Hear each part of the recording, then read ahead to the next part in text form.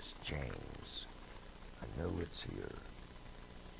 Chapter 3 is going to deal with a very, very important subject. In fact, all of chapter 3, and will deal with the tongue. We'll get into this a lot more next week, but in verse 1, well, let me go back. In chapter 2, we saw that a genuine Christian will show their Christianity outwardly by their works. Someone said, and I liked it, salvation cleans up the inside. And if the inside is clean, then it will naturally flow outwardly. So chapter 3, 4, and 5 are going to deal with the proper conduct of a Christian. But chapter 3 deals completely with nothing but the tongue. I remember, and I don't know if it's true or not, but a lady came forward supposedly many, many years ago. I was a little kid when I heard it. And the lady came forward and said, I want to lay my tongue on the altar. And the preacher said, well, it's only 6 feet, but lay as much as you can. We've all known people that their tongue got them in more trouble than you could ever think of. I had an uncle who was in the Air Force, and he retired at like 30, 35 years, and he would make sergeant, and then he would get mad at something and just cuss everybody out, and they would bump him back down to private. He would work up to sergeant. He would cuss out the lieutenant. When he retired, I think he was still private because he could not control his tongue, and it constantly got him in trouble. So let's look first 4 verses, if my voice lasts that long, and look at some things about the tongue. Now in verse 1, he starts off, my brethren. So we know he's talking to saved people. And for saved people, be not many masters.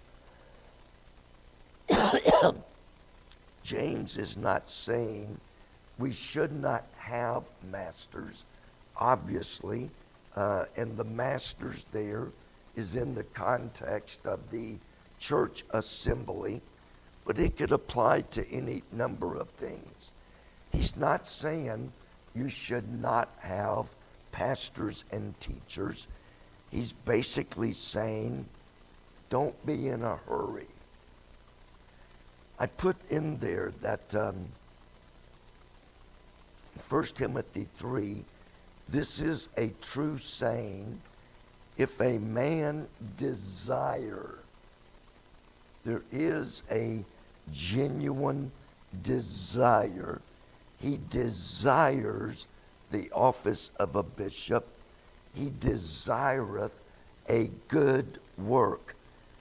But don't be in such a hurry that you get into a position before you have learned to control your tongue, at least to some degree. Because of the tremendous power of the tongue, no one should ever be in a hurry to get into a position of teaching, pastoring, or any public position. And I'm going to do more reading probably than talking. Every preacher, every teacher that I know, at some time or other, has let something slip that just either came out wrong. I won't do it while we're recording, but many years ago we had just moved into this building, and I was preaching on a particular subject, and I had my notes explicit, had everything written down. But when I started trying to use the illustration, my brain was reading my notes, but my mouth was saying something totally different. And everybody got a big kick out of it. I said the other day, there have been times that you can say something as nice as can be, and somebody is still going to get offended. You know, the illustration I used is, man, I like that dress. It looks nice. Oh, you saying I look ugly in the other ones. You know, you remember the illustrations. Everybody, every preacher, every teacher has said something that offended somebody. Sometimes it's my brain is ahead of my mouth. And some of you have heard this, but when you're preaching, you're thinking about what you're going to say, and then if people start laughing, you try to figure out what you just said, and then, you know, you got three conversations. What am I saying right now? What did I just say? And what do I plan to say next?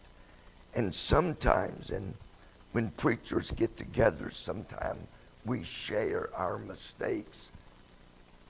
Every preacher has gotten tongue-tied or something that said something that was not at all what it was intended.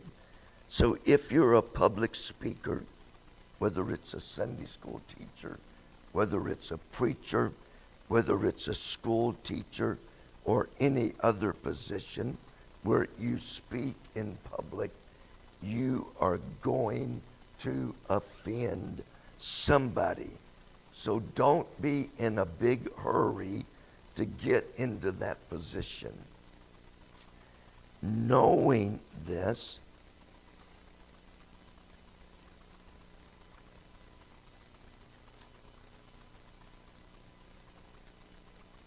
that we shall receive the greater condemnation. We're going to see because of the power of the tongue.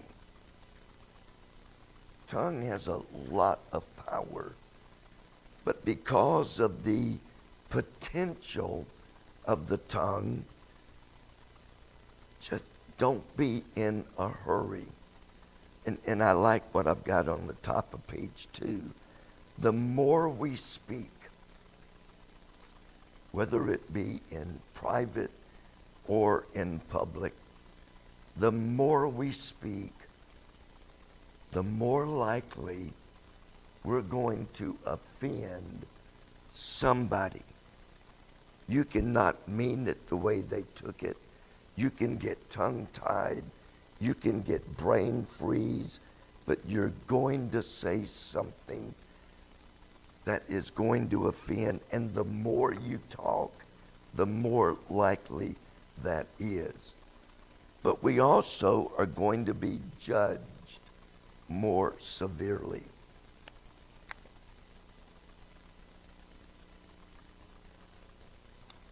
Because I have assumed the role of pastor or teacher, that means that I have more reach. I talk to more people, and therefore I'm going to be held to a higher standard, and I'm going to be judged on a higher standard than those who sit in the pew and listen.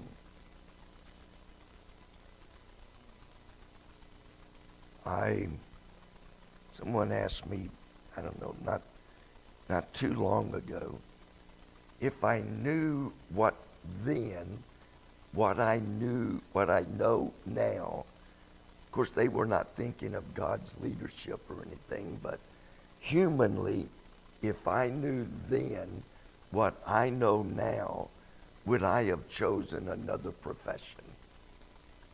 And it's like I didn't have a choice. It wasn't, I think I'm going to be a preacher. It's a God calling. But the older I get, the more I realize the responsibility that comes every time I step in the pulpit, every time I stand behind the lectern. The possibility and the judgment for every word I say should scare any of us to death. Verse 2, in many things we offend all. There are some people that are going to be offended regardless. So in many things, we're going to offend everybody at some point in time.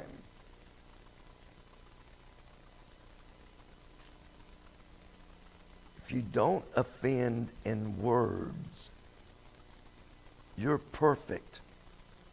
Not perfect, but perfect in the sense of mature. The word perfect does not mean sinless. It carries a note of maturity. And so, if you cannot offend somebody in word, you have reached a state of maturity. And if you can control your tongue, you can control every part of your body.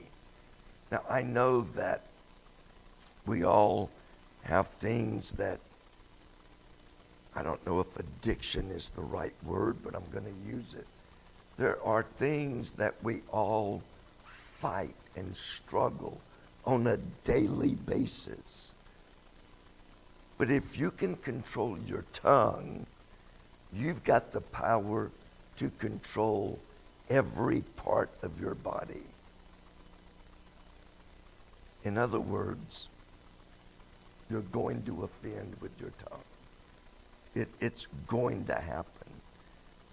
I don't know of anybody that has never said anything wrong, or even it's not sometimes what you say, but it's the tone. You know, I'm going to walk back just a little bit. I'm going to pick on him. I'll let you rest. You know, that jacket is different. Now, you could take that several ways. But if I say, that jacket is different, I said the same words, but I changed meaning. And sometimes it's not the words, it's the emphasis, it's the tone and everything. So if you can control your tongue, you have enough self-will to control anything about yourself. 3 and 4. Man has been able to control many, many different animals. He used the horse. At that time, the horse, if you go back to Psalms, Proverbs, some of those older poetic chapters, a horse was a big animal that a wild horse could really be difficult. But that great big horse, as big as it is, can be controlled with just a little bit in its mouth. You can turn that horse around. You could turn that horse. Anyway, as big as it is, man has learned to control wild animals. I have seen Elephants do tricks because somebody had domesticated them. I've seen lions do trick. You know, man has learned to control a lot of the animals. Big ships. When we were up in, is that Michigan? Yeah, we were up in Michigan. We went out on the lake, I guess it was, and there were ships that were bigger than this entire auditorium. But that whole big ship had a rudder that controlled that whole big ship. Now, obviously, if you got a little six horsepower boat, your rudder's going to be much smaller than one of those ships. Their rudders are pretty big, but compared to the whole ship, that rudder is very, very small. And yet we can control a great big ship with just a little bitty rudder. But we can't control the tongue, which is, I'll measure yours when we get home, because I think yours is bigger than mine. But the piece of muscle right there can do more damage than wildfires. We can control ships. We can fly to the moon. We can do space shuttles. We can land space shuttles on Earth as big as they are. And when our kids were in school, I got to go to the space camp several times. And we actually got to go into one of the space shuttles. It was decommissioned, but we got to go into the control panels. An airplane, he can control a magnificent, humongous airplanes with just a few little things. But we can't control the tongue. That's what we're going to cover, Lord willing, next week. All right. I am losing my